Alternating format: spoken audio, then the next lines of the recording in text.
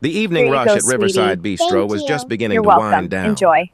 Claire Bennett wiped down the outdoor tables one more time, her feet aching in the sensible canvas sneakers she wore during her long shifts. At 26, she'd been working at the bistro for nearly 3 years, ever since. She'd moved to the city with dreams of becoming a teacher, only to find that paying rent while attending night classes was harder than she'd imagined. Claire had platinum blonde hair pulled back in a practical ponytail, and she wore the bistro's uniform, a crisp white button-down shirt beneath, a navy blue apron that tied at the waist, paired with black pants. The uniform was simple but professional, and Claire took pride in her appearance even after hours of serving customers. The bistro occupied a corner location in the renovated warehouse district, where old brick buildings had been transformed into trendy restaurants, art galleries, and lofts. It was the kind of neighborhood where young professionals grabbed lattes before work and families strolled on weekend afternoons. Claire loved working there, loved the energy of the street, even if her paycheck barely covered her studio apartment and student loan payments. She'd just finished clearing the last outdoor table when she noticed a little girl sitting on the curb across the street. The child couldn't have been more than 5 or 6 years old, with light brown hair pulled into a small ponytail. She wore a beautiful cream-colored coat that looked expensive, white sneakers, and what appeared to be a school uniform beneath the coat. But what caught Claire's attention was the way the little girl was sitting, hunched over slightly, looking small and lost despite the nice clothes. Claire glanced around looking for a parent or guardian, but saw no one paying attention to the child. The street was busy with evening. Pedestrians, people in business suits heading home from work, couples walking to dinner, a few tourists taking photos of the historic buildings. But no one seemed to notice the little girl sitting alone on the curb. Claire felt a flutter of concern. She looked back at the bistro where her manager was inside counting the register. Her shift was technically over. She'd worked a double, from 11 in the morning until 7 in the evening, and she was exhausted. But something about that little girl sitting alone troubled her. Making a decision, Claire grabbed her own dinner from behind the counter, a turkey and cheese sandwich the kitchen had made for her, wrapped in paper, and crossed the street. "Hi there," Claire said gently as she approached, kneeling down so she'd be at the child's eye level. "Are you okay, sweetheart?" The little girl looked up, and Claire saw that her eyes were red-rimmed, as if she'd been crying. Up close, Claire could see that despite the expensive clothes, the child looked tired and sad and very young. "I'm okay," the little girl said in a small voice, but she didn't sound okay at all. "Are you waiting for someone?" Claire asked. "Your mom or dad?" The little girl nodded. "My daddy. He said to wait right here, that he'd just be a minute. But it's been a really long time." Her lower lip trembled. "And I'm hungry. We were supposed to get dinner, but then Daddy got a phone call and said it was important and I should wait." Claire felt her heart squeeze. She looked around again, searching for any adult who might be looking for a child, but saw no one. "How long have you been waiting?" Claire asked. The little girl shrugged. "I don't know. A long time. The sun was still higher." She pointed vaguely at the sky. Claire made a quick calculation. It was nearly 7:30 now, and the sun had set around 6. So at least an hour and a half, possibly longer, this child had been sitting alone on a curb for over an hour. "What's your name?" Claire asked. "Lily," the girl said. "Lily Anderson." "That's a beautiful name." "I'm Claire." She smiled warmly. "Lily, I work at that restaurant right over there." She pointed to the bistro. "I just finished my shift and they made me a sandwich for dinner, but I haven't eaten yet, and honestly, I'm not that hungry. Would you like to have it?" "You said you were hungry." Lily's eyes widened as she looked at the sandwich Claire was holding. "Really? You'd give me your dinner?" "Of course," Claire said. "I can always make myself something when I get home. Besides, I had a big lunch." This was a lie. She'd eaten a small salad during her break, but Claire didn't want Lily to feel guilty about accepting food. She unwrapped the sandwich and handed it to Lily, who took it with both hands as if it were precious. "Thank you," Lily said, and she took a bite. Claire watched the relief wash over the child's face as she ate, and realized Lily must have been truly hungry. "Do you have a phone number for your daddy?" Claire asked as Lily ate. "Maybe we could try calling him?" I don't know his number, Lily said around a mouthful of sandwich. It's in my backpack, but I left my backpack in Daddy's car. Okay, Claire said, thinking. Can you tell me what your daddy looks like? Maybe if I see him, I can help him find you. He's really tall, Lily said. And he has dark hair. And he wears fancy suits. Today his suit was black. She took another bite of sandwich. He's very handsome. That's what everyone says. And he's important. He works a lot. Claire felt a mixture of concern and frustration. A tall man in a black suit could describe half the businessmen in this neighborhood. And the detail about him working a lot, combined with the fact that he'd left his young daughter sitting alone on a curb for over an hour, suggested a certain set of priorities that troubled Claire. But she kept her expression neutral. I'm sure your daddy is looking for you and will be here very soon. But how about this? Why don't you come sit on that bench right there? She pointed to a bench directly in front of the bistro's windows, where I can keep an eye on you. That way, if your daddy comes back to this spot, he'll still be able to see you, but you won't be sitting on the curb. And I'll stay with you until he gets here. Does that sound okay? Lily nodded eagerly, and Claire helped her move to the bench. Claire sat down beside her, and Lily continued eating the sandwich with obvious enjoyment. This is really good, Lily said. We don't usually eat sandwiches. Daddy likes fancy restaurants, but I like sandwiches better. They're easier. I like sandwiches too, Claire said with a smile. Sometimes simple is best. They sat together for several minutes, Claire pointing out interesting things on the street, a dog being walked, a bicycle with a basket of flowers, a street musician setting up on the corner. Lily finished the sandwich and carefully folded the paper it had been wrapped in, placing it neatly on her lap. You're very tidy, Claire observed. Daddy says we should always be neat and respectful, Lily said. He says it's important to have good manners, especially because people are always watching us. Claire found this comment a bit odd, but didn't pursue it. Instead, she said, Your daddy sounds like he teaches you good things. He tries, Lily said, and there was something surprisingly mature in her tone. But he's really busy. He has a lot of meetings and phone calls. Today was supposed to be our special day, just Daddy and me, but then work happened again. Claire felt a surge of sympathy for this child who clearly loved her father but was learning early on what it meant to come second to a career. I'm sure he loves you very much, Claire said gently. Sometimes grown-ups get too caught up in work and they forget what's really important, but that doesn't mean they don't love their children. I know he loves me, Lily said. He tells me every day, but I wish he could show me more. Like, be there for school things, or not forget to pick me up from piano lessons, or not leave me sitting on curbs. The matter-of-fact way Lily said this last part broke Claire's heart. Before Claire could respond, she heard a man's voice calling out urgently. Lily, Lily! Both Claire and Lily looked up to see a man striding down the sidewalk, moving fast, his expression frantic. He was indeed tall, probably 6'2" or 6'3", with dark hair and a well-groomed appearance. He wore a black suit that was clearly expensive, custom-tailored with a white shirt and no tie. Even from a distance, Claire could see he was conventionally handsome, sharp features, strong jawline, the kind of looks that belonged on magazine covers. But what struck Claire most was the expression on his face. This wasn't just concern, it was terror, the look of a parent who'd realized their child was missing. Daddy! Lily jumped up from the bench, and the man immediately swept her into his arms, holding her tight. Oh, thank God, he was saying, his voice rough with emotion. Lily, I'm so sorry. I'm so sorry. I told you to wait by the fountain, and when I came back, you were gone. I've been looking everywhere. I was about to call the police. But, Daddy, you told me to wait by the street corner, Lily said, confused. You pointed right over there.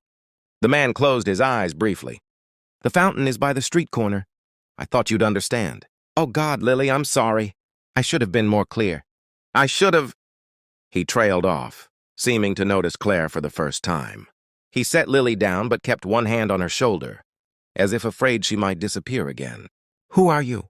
He asked Claire, his tone cautious but not hostile. My name is Claire Bennett. I work at Riverside Bistro across the street. Claire stood up, maintaining a respectful distance. I saw Lily sitting on the curb by herself, and she said she'd been waiting for quite a while. I gave her my dinner and stayed with her to make sure she was safe until you returned. The man's expression shifted through several emotions: relief, gratitude, and then something that might have been shame. You gave her your dinner? She was hungry, Claire said simply. It was just a sandwich.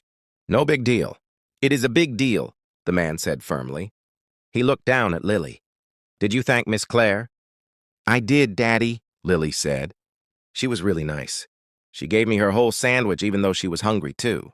The man met Claire's eyes, and she saw genuine gratitude there, mixed with something else, perhaps, an awareness of how badly he'd failed his daughter today. Thank you, he said.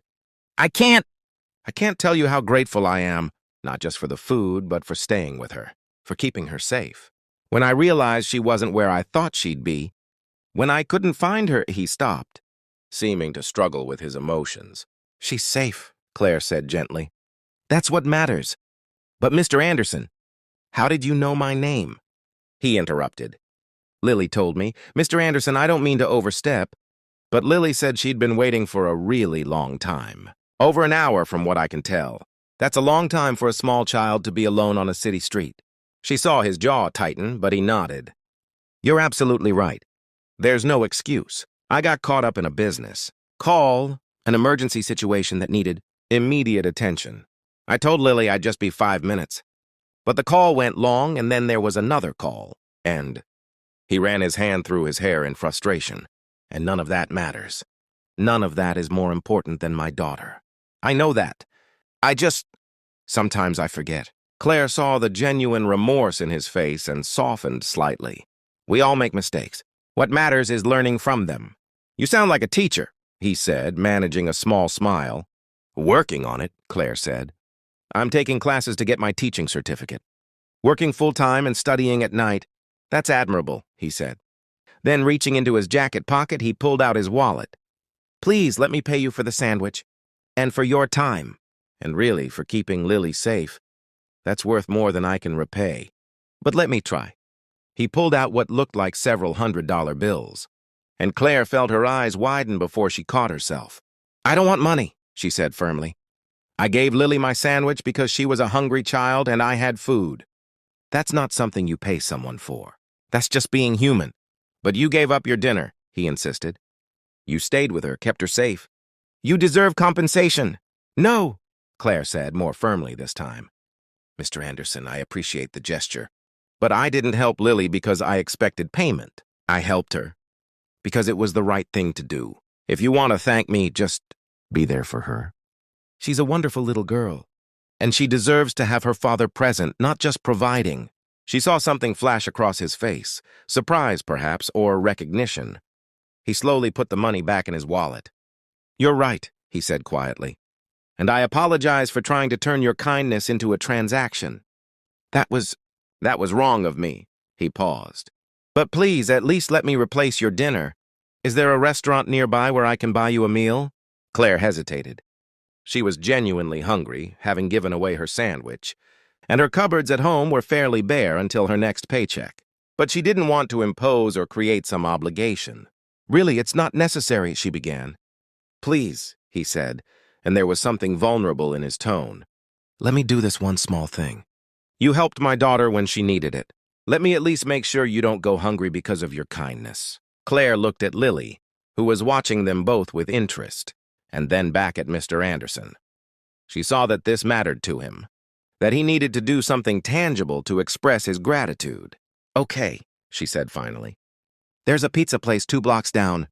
Nothing fancy, but they make excellent slices. Perfect, Mr. Anderson said. We'll all go. Lily and I owe you dinner. I already had a sandwich, Lily pointed out.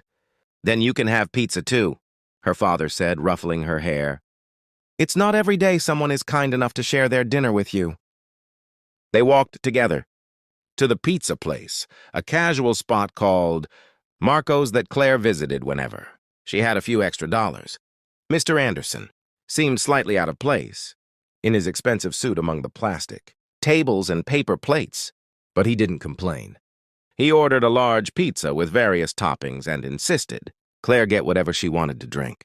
As they waited for their food, sitting at one of the small tables, Mr. Anderson extended his hand across the table.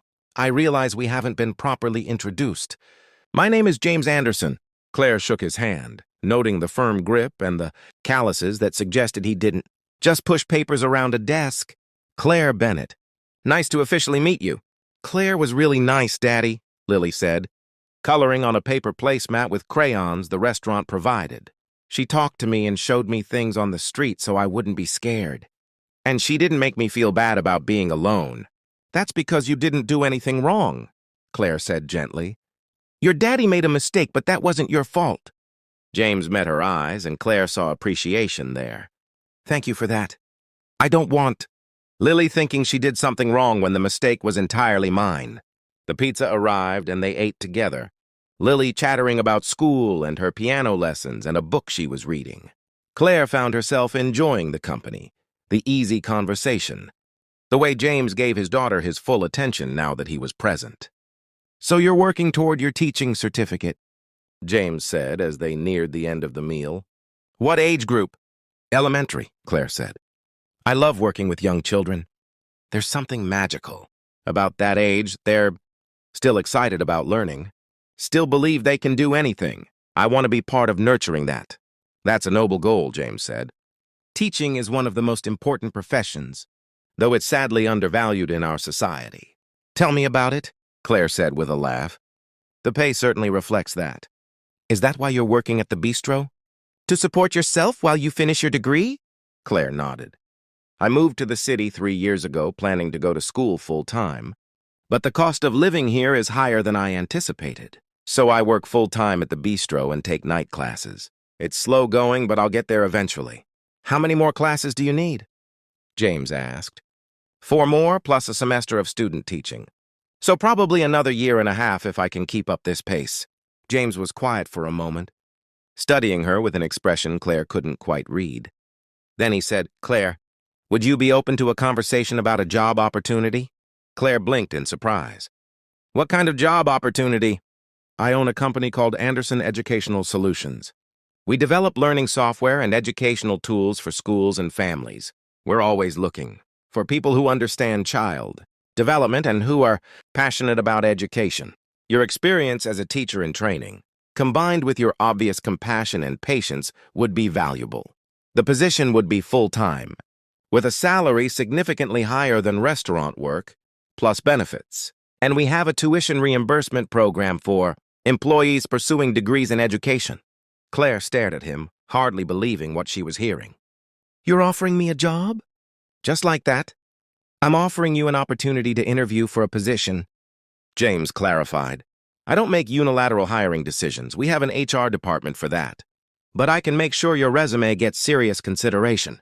And from what I've seen of your character tonight, I think you'd be an excellent fit for our company culture. I don't know what to say, Claire said honestly. That's incredibly generous, but I don't want you to feel obligated just because I helped Lily. This isn't about obligation, James said. Well, not entirely. Yes, I'm grateful for what you did tonight, but I'm also a businessman, and I don't offer jobs to people I don't think would be assets to my company. You showed judgment, compassion, and integrity tonight. Those are qualities we value. The rest, the specific skills, the knowledge that can be trained. Can Claire come work at your company, Daddy? Lily asked, looking up from her coloring. Then I could see her sometimes. James smiled at his daughter. If Claire interviews well and our HR department agrees she's a good fit, then yes, she might come work for us. But that's up to Claire to decide. Claire looked at this man who'd gone from panicked parent to grateful, father to potential employer in the span of a few hours. She thought about her current life, the exhausting double shifts, the barely making rent stress, the slow progress toward her degree, and she thought about the possibility of a job that actually aligned with her goals, that paid enough for her to live on, that would help her finish school faster. I'd like to interview, she said. Thank you. I really appreciate the opportunity. Excellent, James said, pulling out his phone. Let me get your contact information, and I'll have my assistant reach out to schedule an interview. They exchanged phone numbers, and James insisted on calling Claire a car service to take her home since it was getting late. As she waited for the car outside Marco's Pizza, Lily gave her a tight hug. Thank you for the sandwich and for being nice to me, Lily said. I hope you get to work with Daddy. Then maybe we can